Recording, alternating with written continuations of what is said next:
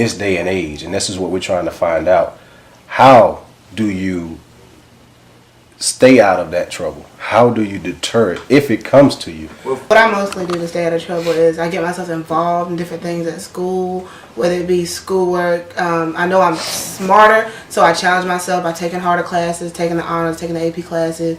I get myself involved in a lot of clubs after school, whether it be, maybe clubs aren't your thing, whether it be sports or a chess club or anything. Just if you get yourself involved and you kind of keep busy, I guess it'll help. Like get involved in your local Boys and Girls Club, join it, anything, and it'll help you out. How do you get past that point when it's your life, when your life is threatened? What do? How do you deter it? Well, like for me, like I don't know how to answer everybody else, but for me, like if it wasn't for Leviticus, like I'd probably be in like a lot of trouble, like hanging around my sister and my brother and them, like. And then I'm working at a community center, so like I gotta keep positive around the kids and all that. So like staying around Leviticus and my job, like that keeps me a positive attitude everywhere I go. But like it's some ways that you like sometimes like if you about to get in trouble, like it's some way that you can get out of trouble. But sometimes people push you to the limit, like when you cannot walk out of something, like. So like it's hard for us teens like just walk away from stuff because people just call you like punks and all this. So it's like hard for you to get out of trouble, but it's ways that you can get out of that though. Like walk away, like be the bigger person. Like if you start to argue like with somebody, be the bigger person and walk away.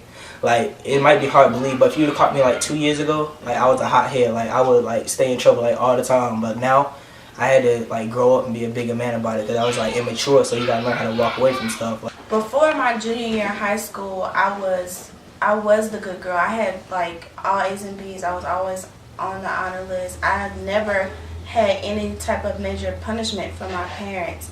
And then when I got sent to a different school because they, redid the district, it was hard because the school was very territorial. It was like, this is our school, how dare y'all come in and try to reestablish what we got going on. And I felt like I had to defend myself on a regular basis, and that just changed my whole attitude and outlook on life. I think that's where the whole idea of establishing street cred comes from, because you want to protect yourself, or that's where it came from me. Like I wanted to protect myself.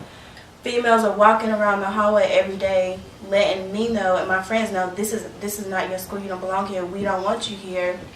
And to me at the time, I didn't, what else could you do really to just like push them off of you? And I started to get in trouble with my dad, like just really doing things so if it ever got back to the school, they would know, okay, if we did this, don't mess with her, she's really, really tough. And it wasn't me at all, and the only way I pulled myself out of it is to really know where I wanted to end up. I know I wanted to be in college, I know I wanted to be smarter than what I was doing, and I know I wanted to like really establish myself as an intelligent female and as a woman later on when I grew up, and I just really had to like pull myself out of it. And like Matthew said, you have to change your friends. Like you may be a little ahead of like where your friends are. Like if you know that, okay, I'm tired of this, I don't want to do this anymore, but your friends are still in it, you can't stick with them. I know that's hard because maybe y'all came up together and been through some stuff, but like you have to separate yourself to move forward. Can you separate yourself from a friend, so-called friend, and still remain a friend?